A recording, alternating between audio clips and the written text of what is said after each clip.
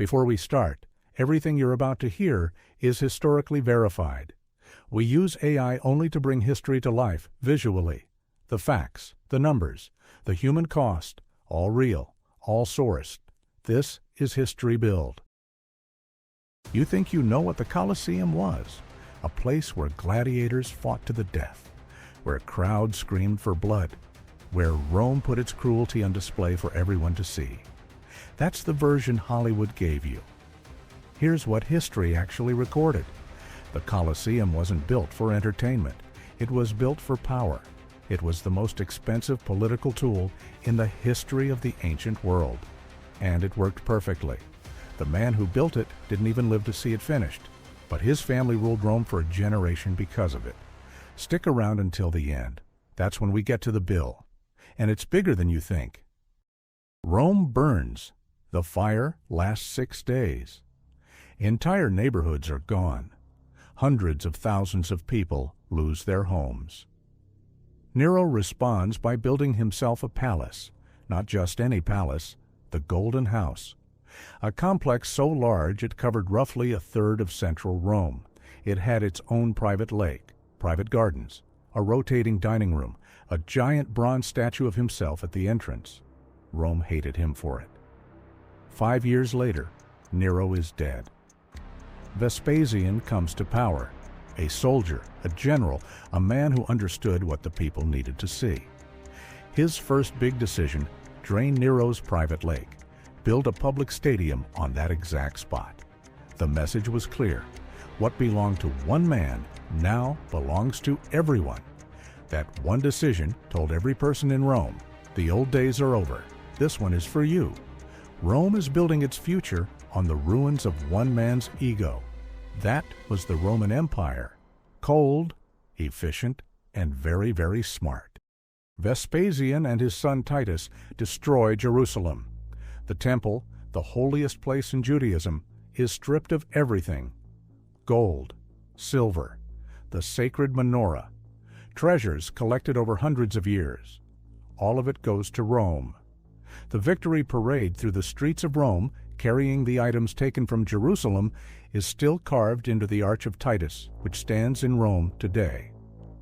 Between 60,000 and 100,000 Jewish prisoners are brought to Rome as slaves.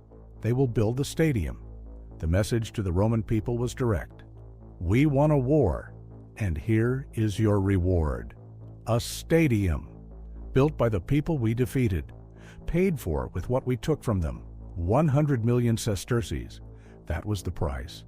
To understand how much that is, the average Roman worker earned around 1,000 sesterces a year. The Colosseum cost 100,000 years of that salary. One sesterce had roughly the same buying power as about $20 today, which means the Colosseum cost roughly the equivalent of around $2 billion in modern money, paid for with stolen gold and forced labor. That is how empires build monuments. Let's talk about what they built. 189 meters long, 156 meters wide, 48 meters tall, about the height of a 15-story building. It held between 50,000 and 80,000 people. Every single one had an assigned seat, numbered gates, numbered entrances, clay tickets that told you exactly where to go. 3.5 million cubic feet of stone, carried by road from a town 20 miles away.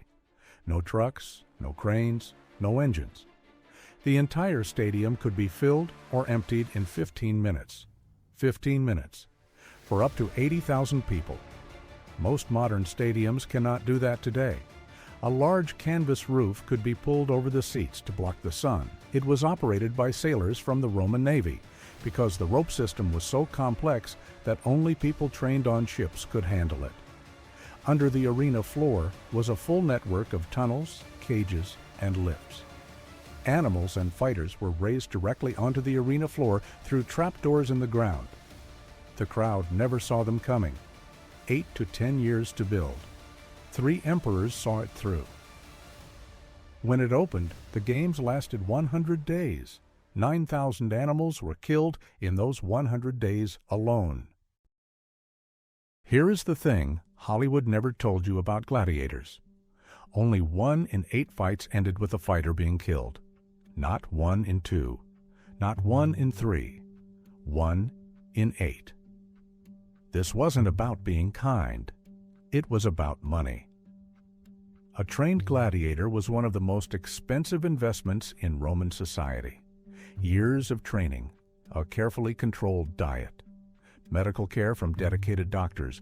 Gladiators had access to better health care than most Roman citizens. The men who owned gladiators were businessmen. Losing a gladiator in the arena meant losing a lot of money. When a gladiator was beaten, the crowd would often shout, "Miss him, let him go." Death was a loss for the owner. Letting someone live could make the crowd happy. Everyone had reasons to keep the fighter alive. Gladiators formed groups, like early unions, that collected money to pay for funerals and to help the families of those who did die. The most popular gladiators became famous. Writing found on the walls of Pompeii mentions gladiators by name. The real killing happened at midday. Not gladiators. Condemned criminals, thrown to wild animals in front of the crowd. That is where most of the 400,000 to 500,000 deaths over 400 years came from. Not from the main fights.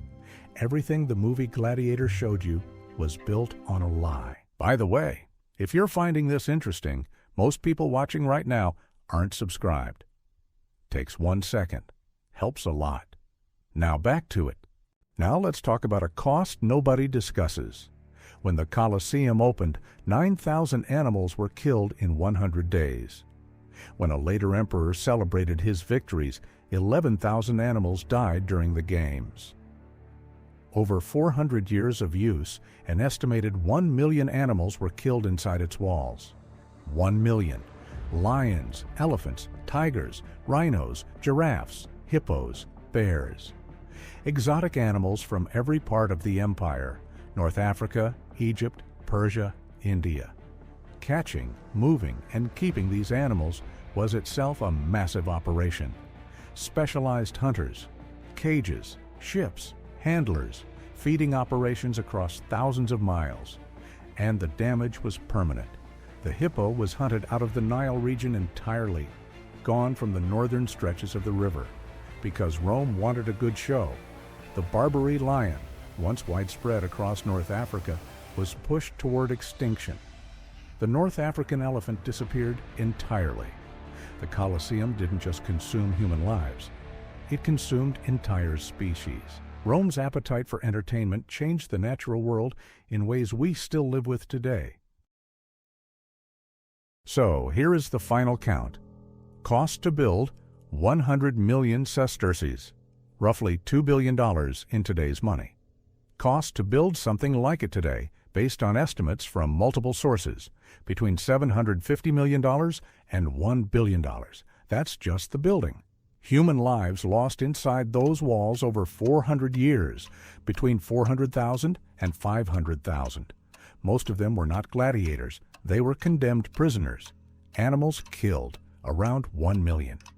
Species pushed toward extinction or wiped out from entire regions. Several. Price of entry for Roman citizens? 0. The games were free. Every citizen of Rome could attend. That was the whole point. Vespasian didn't build a money-making business. He built a machine for earning loyalty, the most expensive political tool in Roman history, and the public paid nothing to use it, except with everything else. The Colosseum still stands, after 2 earthquakes, after being stripped of its stone for hundreds of years to build other things, including parts of St. Peter's Basilica, after 2,000 years of weather, war, and neglect. It still stands. Today, it brings in 6 million visitors a year. A major consulting firm estimated its value as a cultural asset at 77 billion euros. Not the cost to build it, its current worth as an asset to Italy today. Vespasian spent roughly $2 billion to buy the love of Rome. He got it. His family ruled for 3 emperors. His son is remembered as one of Rome's most loved rulers. The Colosseum stood at the center of Roman public life, for 4 centuries. 500,000 people died inside it. 1 million animals, several species are gone because of it. And 2,000 years later, 6 million people a year come to look at what's left. Was it worth it? Drop your answer below. And if you want more stories where history gets a price tag, subscribe to HistoryBilled.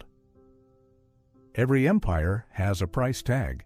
This one was paid in blood and entertainment.